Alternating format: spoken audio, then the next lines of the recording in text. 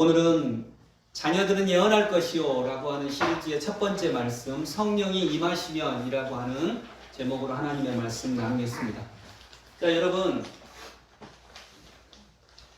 많이 본 장면이죠. 네. 두 사람이 있다고 가정을 해봅니다. 한 사람은 아버지가 알코올 중독자셨어요. 그래서 그분은요, 자기 아버지가 알코올 중독자이고 그리고 폭력도 사용하고 말도 거칠고 이게 너무 싫었어요. 지긋지긋했죠. 여러분, 아버지가 알코올 중독자인 게, 그리고 그런 가정의 문화가, 그런 가정의 분위기가 지긋지긋하면 술 마시나요? 안 마시나요? 안 마시겠죠. 안 마셔요. 그래서 이분이 진짜 안 마셨어요. 다 안 마시는 건 아니지만 지긋지긋하니까 진짜 딱 결심을 하고 안 마셨어요. 여러분, 지긋지긋하다고 다 안 하는 거 아닙니다. 아시죠? 예. 여러분, 죄가 지긋지긋하죠? 근데 또 짓잖아요. 김미경 집사님이 고개를 굉장히 크게 흔드시잖아요. 네. 우리는 죄 지긋지긋해요. 그런데 또 지어요. 아버지가 술 마시고 이런 폭력적인 언사, 행동 이런 걸 하는 게 지긋지긋해요. 근데 대부분은 그 지긋지긋한 것이 편해서 다시 가요. 근데 이분은 진짜 굳은 결심으로 나는 절대 술 안 마셔. 나는 지긋지긋해서 절대 술 안 마셔 라고 했어요. 그리고 진짜로 술을 안 마시게 됐어요. 근데 여러분, 술을 안 마셔도 행동은 아버지하고 똑같을 수 있습니다. 술 안 마시는 알코올 중독자처럼 살아갈 수도 있습니다. 근데 이분은 진짜로 술을 안 마시게 됐어요. 그래서 대단한 거였어요. 근데 한 분은 아버지가 참 따뜻한 분이었어요. 부모님이 너무 사이좋게 지내셨고요.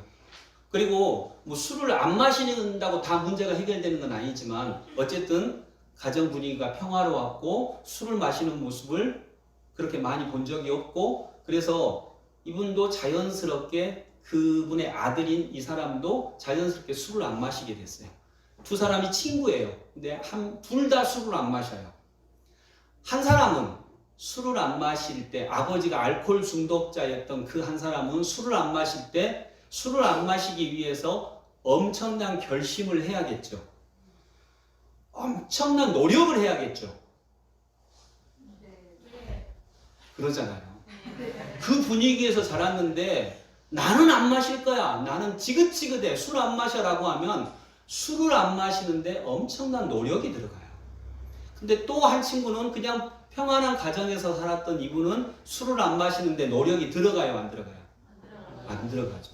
그러니까 똑같이 술을 안 마셔도 전혀 다릅니다. 창조적인 일을 할 때 누가 더 잘할 수 있을까요? 술을 안 마시는 사람이 더 잘해요.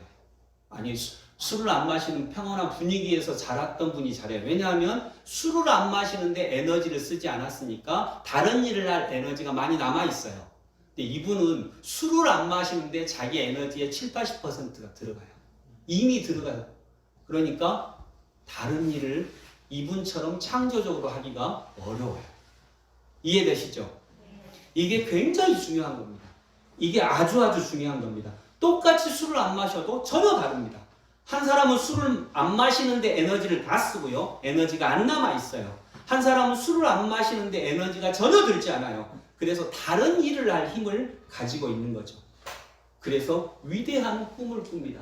여러분, 그래서 적어도요, 위대한 꿈을 이루기 위해서는 꿈이 2대에 걸쳐서 진행돼야 됩니다. 아멘? 오늘 이야기의 핵심은 이것입니다. 내가 위대한 꿈을 꿔요. 내가 정말 하고 싶은 일이 있어요. 가슴 설레는 일이 있어요. 그 일은 적어도 2대에 걸쳐서 진행이 돼야 됩니다. 내가 이룰 수 있는 꿈은 내가 이루고, 내가 이룰 수 없는 꿈은 자녀들에게 전수돼야 됩니다. 근데 이건 직업 얘기가 아닙니다. 그 직업을 통해서 하고자 하는 삶을 얘기하는 거예요. 이루고자 하는, 살고자 하는 삶을 얘기하는 거예요. 그 꿈은 2대가 걸쳐집니다. 여러분, 우리 부모님 세대, 지금 70대고 80대신 저희들의 부모님 세대는 역사로부터 받은 시대적 사명이 뭐라고요? 산업화였어요. 잘 살아보세요. 잘 살아보지. 무조건 그 지긋지긋한 가난 벗어나는 거. 그래서 우리 부모님 세대는요, 그 일을 잘 했어요, 안 했어요? 잘 하셨어요. 그래서 우리 부모님 세대는 역사가 본인들에게 주어진 책무를 진짜로 잘 하셨어요. 그리고 이제 역사의 뒤안길로 이제 가시고 있어요. 그러면 우리 세대는 뭘 받았을까요? 민주화를 받았죠. 그리고 그 일을 나름대로 했어요. 아직 결론을 냈다고 하기는 어렵지만 지금 여러분 젊은 세대, 우리 청년들은 어떤 일을 받았어요? 자, 모르잖아. 그러니까 꿈이 없는 거예요. 2대에 걸쳐서 우리나라의 역사가 이렇게 가야 되는데 이제 모르는 게 아니죠. 어떤 뭐가 있을 거예요. 그리고 합의된 그 어떤 것이 이제 서서히 생겨날 거예요. 자, 받으셔야 돼요. 그리고 그 꿈을 이뤄가야 돼요. 우리 부모님 세대에 욕하실 필요 없어요. 우리 아버지는 술만 먹고 그런다 할지라도 그분들은 역사가 그분들에게 주신 책무를 잘 하셨어요. 다 하셨어요. 그래서 그것 자체만으로도 존중받으셔야 돼요. 이제는 우리의 일이 있고 여러분의 일이 있어요. 여러분, 인간이 정말 아름답게 살기 위해서 필요한 학문이 있다고 하면 뭐가 있을까요? 인간이 아름답게 살기 위해서는 뭘 배워야 할까요?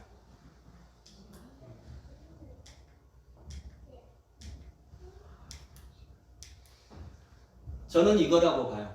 이 토대이에서 우리 교회가 지금 목회를 하고 있는 거예요. 체육? 자, 읽어봅니다. 시작. 체육, 과학, 철학, 예술, 신학. 이게 필요해요. 이것을 설명하자면 너무 길고요. 그냥 이게 필요해요. 체육은 건강을 위해서 필요하고요. 과학은 사실을 파악하기 위해서 필요합니다. 사실이라고 하는 것은 이래요. 예를 들어봅니다. 요즘에 저를 굉장히 열받게 하는 사람이 하나 있어요. 아주 제가 그 사람 때문에 굉장히 열을 받아요. 생각만 하면 열받아요. 이 중에 있을까요? 없을까요? 있어요. 이 중에는 없어요. 일단 없다고 얘기를 하는 저의 마음을 이해해 주시기 바랍니다. 근데 실제로 없어요. 근데 제가 다른 사람한테 지금 굉장히 열받아요. 뭔 사람이 저래? 라고 하는 생각이 들어요. 그래서 제가 목사지만 굉장히 지금 막 열받고 화나고 분노하고 그래요. 아, 저 사람이 나를 열받게 하네? 사실이에요? 사실 아니에요? 사실이라는 사람, 사실 아니라는 사람. 예. 왜 사실이 아니에요?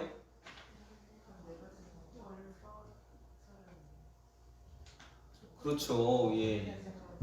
제가 이번 주에 성경 묵상하다가 깨달은 거예요. 아, 저 사람이 나를 열받게 하네. 아니, 저 놈이 나를 열받게 하네. 이게 아니라, 아, 실은 내 안에 화가 많이 있구나. 내가 화를 내는 건가? 내가 분노하고 있구나. 이게 사실이에요. 저 사람이 나를 열받게 하는 거 아니에요. 그 사람의 이런 행동 때문에 내가 화를 내는 거예요. 왜 그게 사실이냐? 어떤 사람은 화 안 내거든. 우리 집사람은 화 안 내거든요. 부처님은 화 안 내거든요. 예수님은 화 안 내거든요. 나는 화가 나거든. 그러면 아, 내 안에 화가 있구나. 이게 사실이에요. 이건 영성도 아니에요. 여러분, 그건 영성도 아니에요. 이건 과학이에요. 그래서 신앙은 과학과 만나야 돼요. 신앙이 정치와 만나면 타락하는 거고, 신앙이 과학과 만나야 정말 영성의 세계를 가요. 근데 이건 영성도 아니에요. 저 사람이 나를 열받게 하네? 그거 아니에요. 그건 우상이에요. 내 안에 화가 가득하구나. 이게 사실이에요. 이게 과학이에요. 그리고 세 번째는 철학이에요. 철학은 진리죠. 그 다음에 예술이에요. 예술은 아름다움이에요. 그리고 제일 마지막에 신앙이죠. 이 뒤에 세 개를 합쳐서 삶의 꽃이라고 부르는데 이것을 진선미라고 해요. 진선미가 삶의 핵심이죠. 이 부분에 대해서는 제가 나중에 따로 얘기를 할게요. 오늘은 중심이 아니라서. 그래서 건강이 무너지면 허약하게 되고요. 사실이 무너지면 가난하게 되고요. 진리가 무너지면 무지하게 되고 조화를 이루지 못해요. 조화를 이루지 못한다라고 하는 것은 뭐냐면 나만 옳다는 생각에 가득 차 있어요. 나만 오라. 내 생각이 오라. 이 사람은 진리를 모르는 거예요. 그리고 아름다움이 없으면 추함이 되고요. 추한 삶을 살게 되고 부유하고 돈 많고 이런 거하고 상관없어요. 추한 삶을 살게 되고 사랑이 없으면 아직 덩어리가 돼요.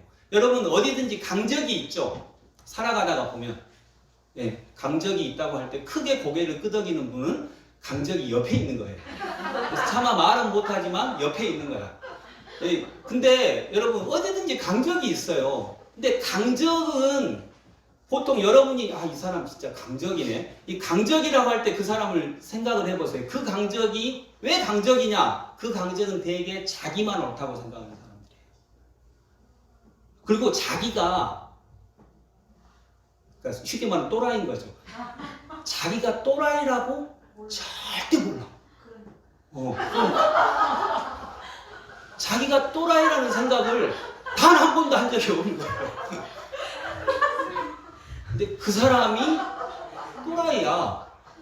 그런 사람이 또라이인 거예요. 아집에 가득 차 있으니까. 아집에 가득 차 있으니까 신앙을 만난 적이 없어요. 철학을 만난 적이 없는 거예요.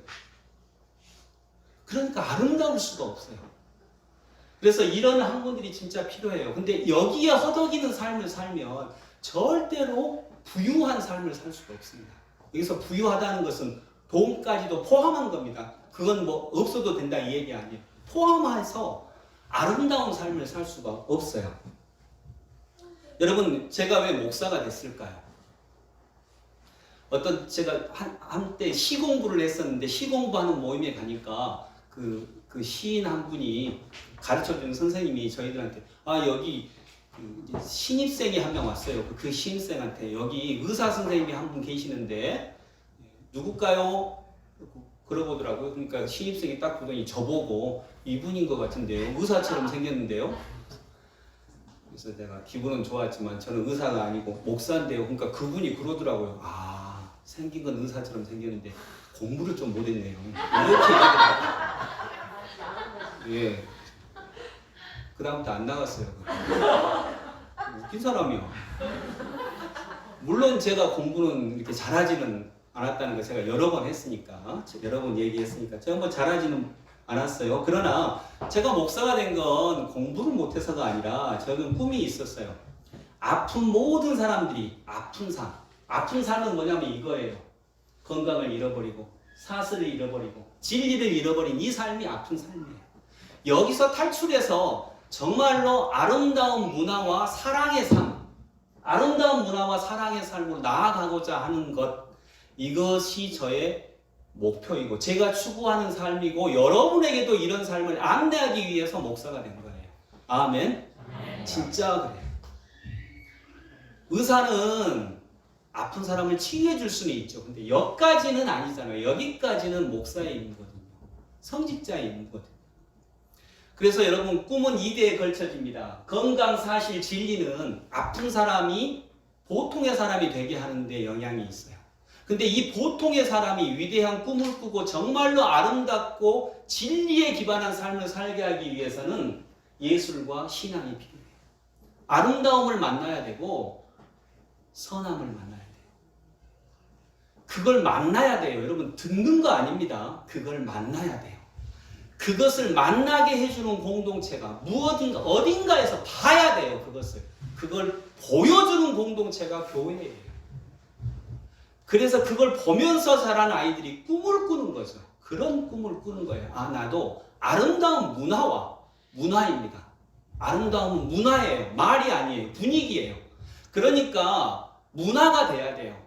집안에서 아무리 형제들끼리 사이좋게 지내야지, 형제들이 좀 재밌게 잘 지내야지, 맨 싸우고 그래 라고 말을 아무리 많이 해도 그게 문화가 되지 않으면 안 되는 거죠. 들어지지 않는 거죠. 그래서 아름다운 문화와 사랑의 삶, 이것이 우리 그리스도인들이 추구하는 삶이에요. 그래서 이것을 약자로 그냥 우리는 그렇게 부를게요. 우리 교회에서 중요한 개념이니까. 아문사상. 시작. 아문사상이 뭐예요? 아름다운 문화와 사랑의 삶이에요. 그래서 일대에는 내가 아픈 가정에서 자라났다 그러면 나는 역할이 있어요. 체육과 과학과 철학까지 해요. 즉 이것은 신앙이 필요 없다는 말이 아니라 그 문화를 바꾸는 것이 나의 임무예요. 그리고 그 다음에 이 내가 문화를 바꿔야 우리 자녀 세대가 정말 아름다운 문화와 사랑의 삶을 일굴 수 있어요. 꿈을 꿀 수 있어요. 그런 삶을 살 수 있어요. 그래서 진짜 위대한 꿈은요, 적어도 2대에 걸쳐서 진행이 됩니다. 적어도 2대예요. 내가 이룰 수 있는 꿈은 내가 이루고, 내가 이룰 수 없는 꿈은 자녀에게 전해줘야 돼요. 전해줘야 돼. 전해줘야 돼요. 전달돼야 되는 거예요. 그리고 같은 꿈을 꿔야 돼요. 이건 지금 얘기를 하는 게 아니에요. 내가 어떤 삶을 살아가고 싶은 건지, 내가 어떤 세상을 만들고 싶은 건지, 이걸 전달해 줘야 되는 거예요. 아멘? 아멘. 13절 같이 읽어봅니다. 13절 시작. 또 어떤 이들은 조롱하여 이르되 그들이 새 술에 취하였다 하더라. 아멘. 자, 어떤 이들이 예수님과 예수님의 제자들을 조롱해요. 조롱하는 거예요. 왜 조롱할까? 아까 제가 얘기했던 것처럼 저놈이나 열받게 하네? 이게 조롱이에요. 저놈이나 열받게 하네? 아, 저것 때문에 나 화나 죽겠네? 이런 삶을 살아가는 거죠. 여기에 머물러서 평생을 살아가요. 남 탓하면서, 원망하면서, 불평하면서. 여러분, 불평하고, 원망하고, 조롱하면 내게도 좋은 거 있어요. 뭐가 좋아요?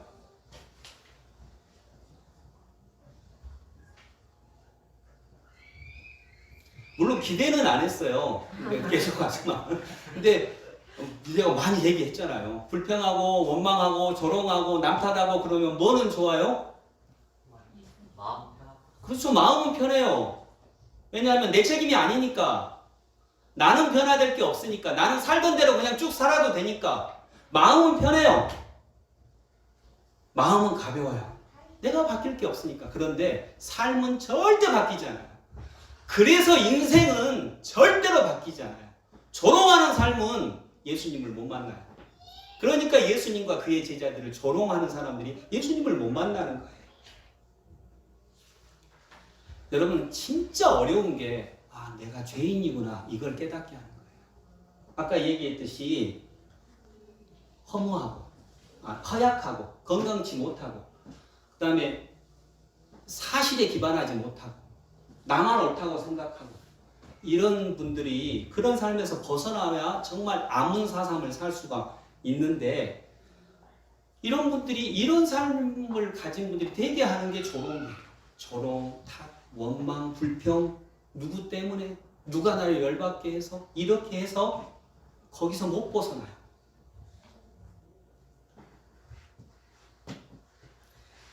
근데 이분들이 어떻게 해야 변화되는 삶을 살아가냐? 그 기준이 있다면, 내가 약하구나, 내가 가난하구나, 내가 건강치 않구나, 내가 진리에서 멀어져 있구나, 이 깨달음이 와야 처음으로 삶이 변하는 거예요. 그걸 종교적 표현으로 하면 내가 죄인이구나, 이 말이에요. 근데 진짜 어려운 게 자기가 죄인이라고 하는 걸 깨닫게 하는 것이 진짜 어려워요.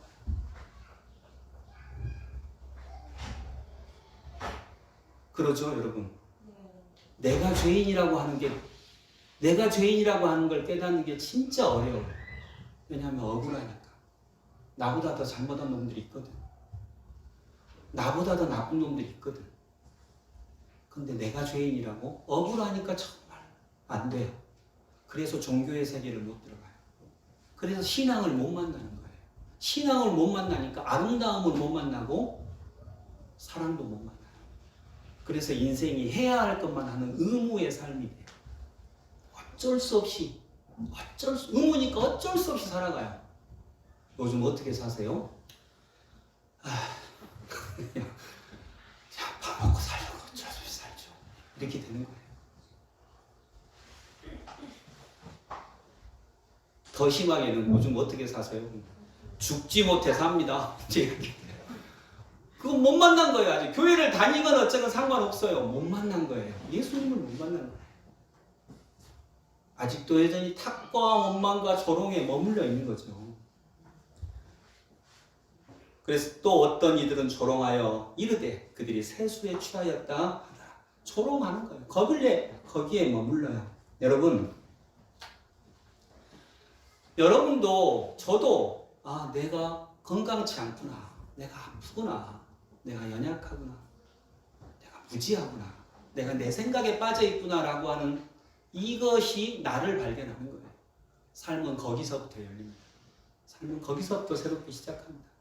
근데 이 말을 하면 부부관계 예를 들면 남편이 나보다 더 나쁜 놈인데 아내가 나보다 더 나쁜 놈인데 뭐 그럴 수 있어요. 그러나 거기에 머무르면 예수를 못 만나요. 진리를 못 만나요. 아름다움을 못 만나는 거예요. 마음은 가볍죠. 그러나 삶은 절대로 바뀌지 않을 거예요. 여러분 조롱만 한다 그랬죠. 이게 언어예요. 언어. 저는 지금 우리 자녀들 얘기를 하고 싶은 거예요. 어릴 때 우리 자녀들이 어릴 때 새로운 언어를 만나지 않는 한 지금 제가 여러분한테 하는 이런 것과 같은 언어 저도 이제 설교할 때니까 이렇게 하는 건데 이런 언어를 만나지 않는 한 책을 읽지 않고 책이 머릿속에 들어가지 않고 책이 삶 속으로 들어가지 않는 한 성경의 가치관이 들어가지 않고 새로운 지식이 들어가지 않는 한 정말 어려워요. 새로운 삶을 살아가는 게 정말 어려워요. 어찌해서 부자가 될 수는 있어요. 그러나 새로운 삶은 진짜 어려워요. 특별히 언어 중추가 열리지 않는 한 정말 어려운 일이에요. 왜냐하면 언어 중추가 열려야 새로운 생각에 접근이 가능하고요. 새로운 생각을 받아들일 수 있어요. 근데 언어 중추가 열리지 않고 게임이 열리니 뇌 속에 게임이 먼저 들어오고 게임이 열리고 영상이 먼저 열리고 욕설이 열리고 이러면 진짜 어려운 거예요. 언어는 인간 최고의 발명품이죠. 그래서 여러분 언어가 인간 최고의 발명품이에요. 제가 갖고 있는 생각이 언어로 여러분한테 전달이 되잖아요. 성경의 가치관이 언어로 여러분한테 전달이 되는 거잖아요. 언어는 인간 최고의 발명품이에요. 그래서 언어를 사용할 수 있어야 돼요. 언어 중추가 열려야 새로운 생각이 들어오고 기존의 생각들을 취합해서 새로운 생각을 내가 만들어낼 수 있고 다른 사람과 사이에서 내 생각을 분명히 전달하고 그 사람의 생각을 받아들여서 제3의 새로운 생각을 만들어낼 수 있는 것이 언어를 통해서 가능해요. 그런데 언어 중추가 열리지 않으면 이 언어의 세계가 열리지 않으면 이 언어를 통해서 진짜 재미는 얻지 못하고 언어가 오락의 수준으로 떨어져요. 오락의 수준으로 떨어진다라고 하는 말은 뭐냐면 언어를 통해서 얻는 재미가 남 욕하고 남 놀리고 이런 저급한 재미와 여기에 머무르게 돼요. 근데 이게 우리들의 문화예요. 우리 자녀들의 문화이기도 하고요. 그렇게 되니 새로운 언어의 세계가 열리지 않으니까요. 꿈이 없어져요. 왜냐하면 꿈이라고 하는 건 지금 존재해요, 존재하지 않아요?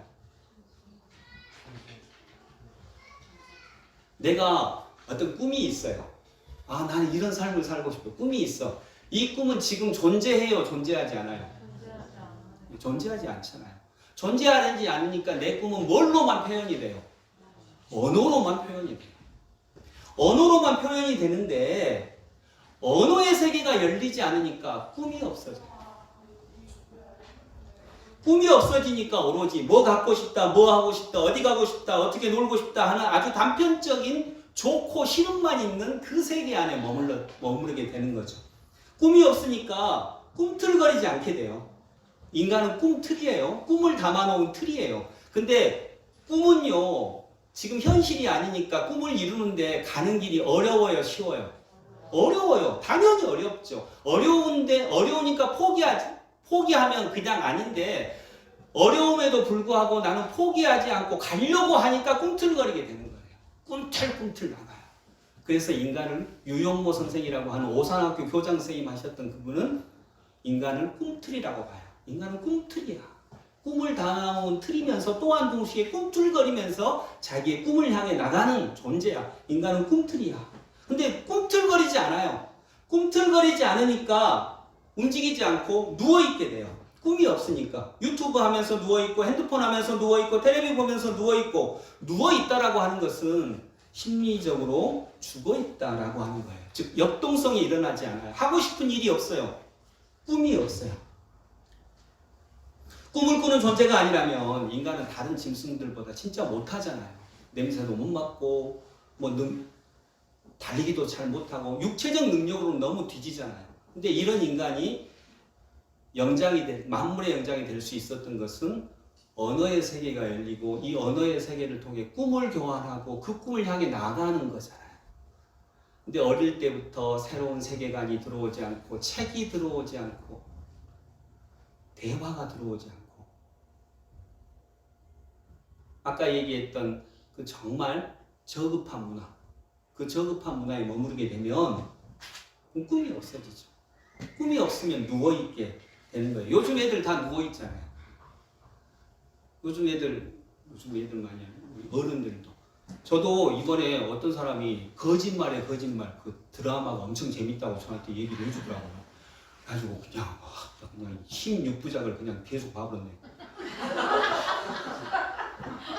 그냥 막 그 소리만 확 들어와가지고 제가 그 TV 볼 때 그냥 어떻게 하고 봤을까요?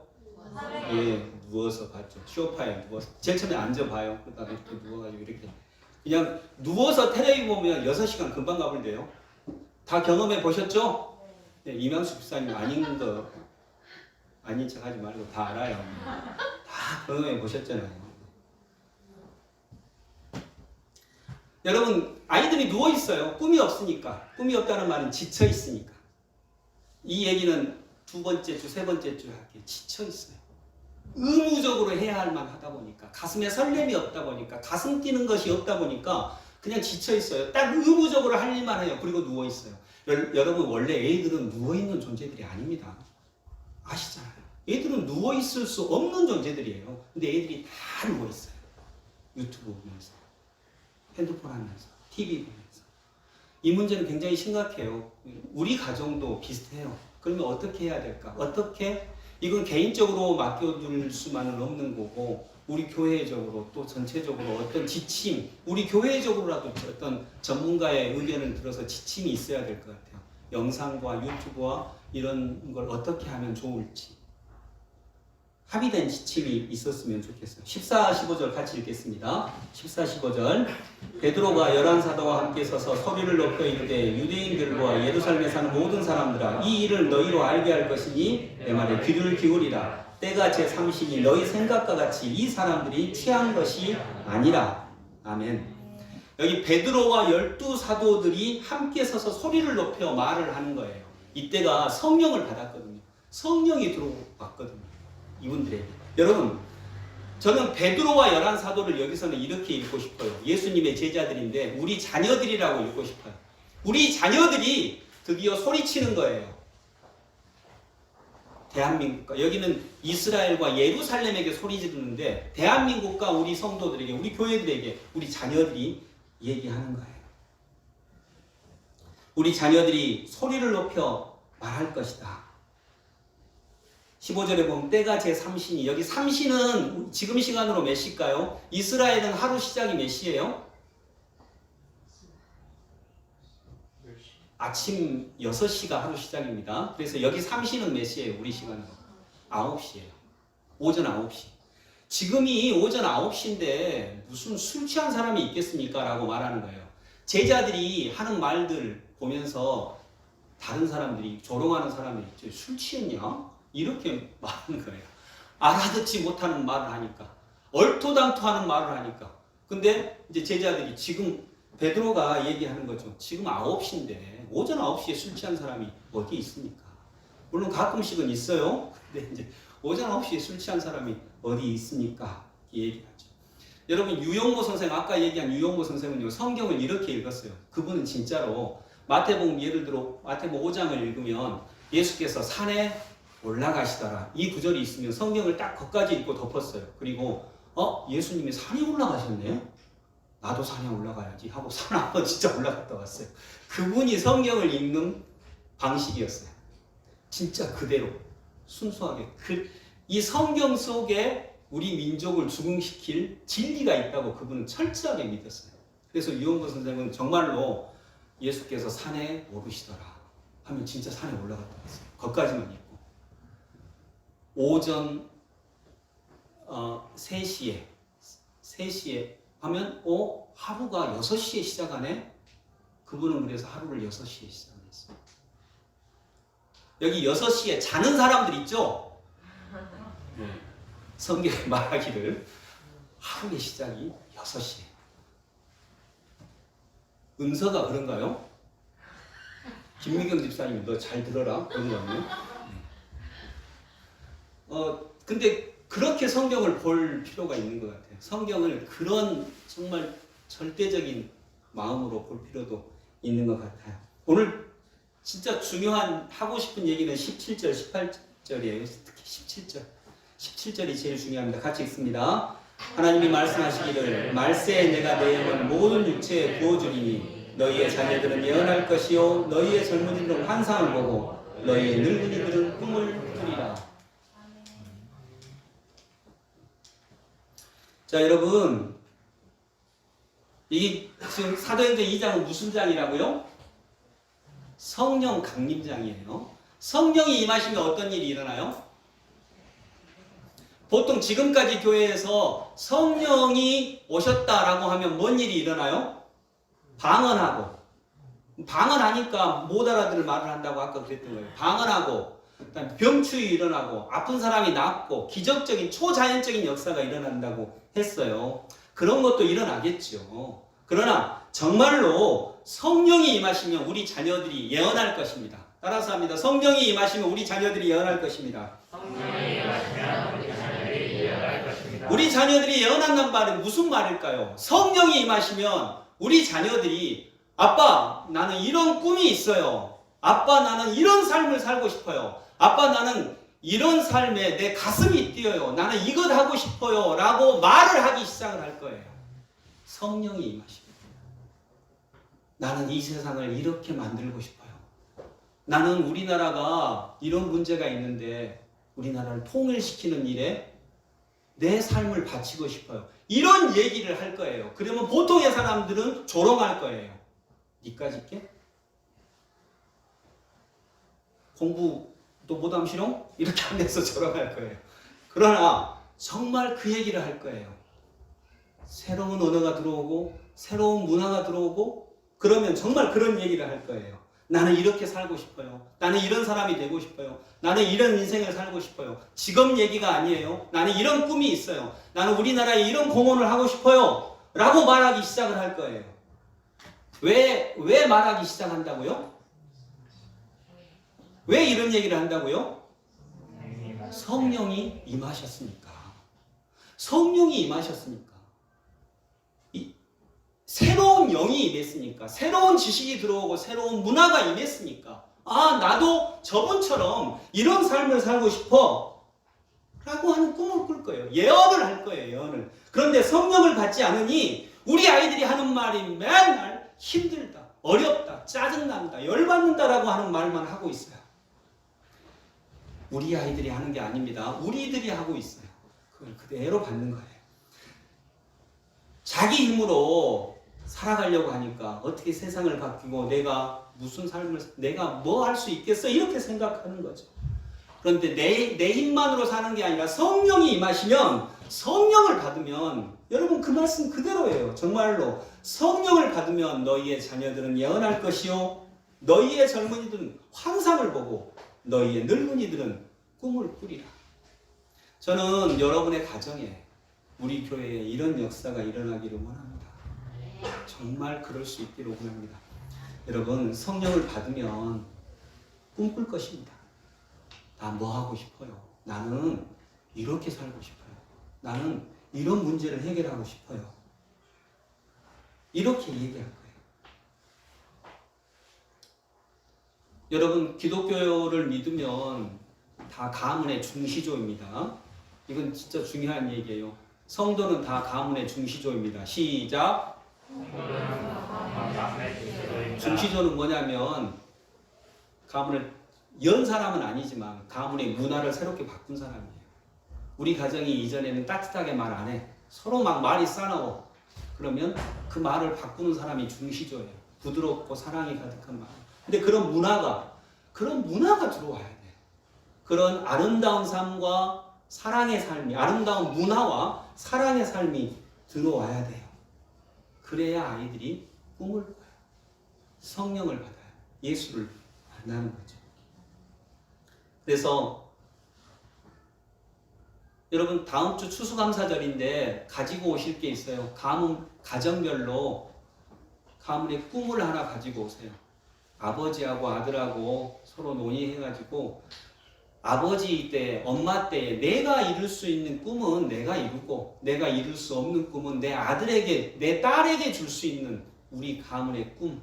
근데 가능하다면 추상적으로 말고요. 구체적으로 행복한 가정 이런 거 말고 행복한 가정을 이루기 위해서 우리는 한 달에 한 번 1대1 데이트합니다. 이런 식으로.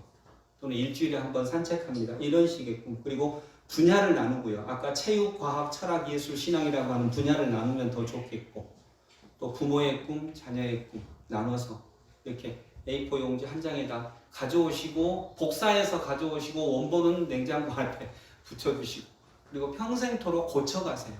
한 번 됐다고 되는 게 아니니까. 말씀을 결론 맺습니다, 여러분. 어떤 분들은 제가 이 말 하니까 목사님은 진짜 잘한갑다. 우리도 이제 해보려고요. 해보려고 하는 거예요, 우리도. 어디가 잘하겠어요. 다 같이 해가는 것이지. 해보려고 하는 거고요. 여러분, 성령 받으시기 바랍니다. 아멘. 성령을 받으면 우리 자녀들은 예언할 것입니다. 아, 나는 이렇게 살고 싶어요. 근데 우리 자녀들이 그런 얘기 하던 거 봤나요? 나는 이렇게 살고 싶어요. 이런 거 안 하잖아요. 아빠 나 1시간 공부했으니까 4시간 놀게 해주세요. 이런 거 말하지. 근데 정말 성령을 받으면 내 안에 꿈틀대는 게 있어요. 나 이렇게 살고 싶어요. 이거 하고 싶어요. 나 힘들어도 이렇게 역사에 공헌하고 싶어요. 정말 이런 얘기를 할 수 있는 저와 여러분 우리 자녀들이 될 수 있기를 원합니다. 그게 구체적으로 어떻게 할지는 또 다음 시간에 나눌게요. 그러나 정말 여러분 이번 한 주간 동안 우리가 성령 받기를 원합니다. 그리고 우리 함께 살기 문화 그런 부서에서 아까 제가 얘기한 TV, 영상 이런 부분 우리 슬기교회의 어떤 지침 이걸 뭐 저한테 맡겨두지 마시고 전문가하고 한번 책도 읽고 공부도 하고 한번 마련했으면 좋겠어요. 그래서 우리 아이들이 누워있지만 않게 물론 그거 보기도 해야죠. 애들도 지친데 또 어느 가정은 TV를 아예 없애버린 가정도 있고 그런 일들이 일어나기를 원해요. 성령을 받고 성령을 받아서 정말 멋지지 않습니까?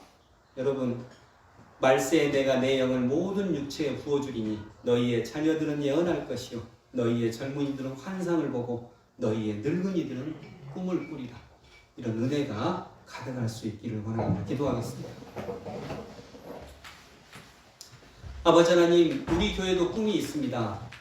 첫 번째 꿈은 아픈 사람들이 그 아픔을 넘어서는 것이고 두 번째 꿈은 아픈 사람들이 아픔을 극복하는 것을 넘어서서 아름다운 문화와 사랑의 삶으로 나아가는 것입니다. 정말 예술과 같이 아름다움과 같이 아 저분은 정말 아름답게 사시는구나 라고 하는 것을 보여주는 것입니다. 그걸 보고 아이들은 잘합니다. 하나님 우리 교회가 그런 교회, 그런 큰 가정, 우리 성도들의 가정이 그렇게 되게 하여 주옵소서. 예수 그리스도 이름으로 기도드립니다. 아멘.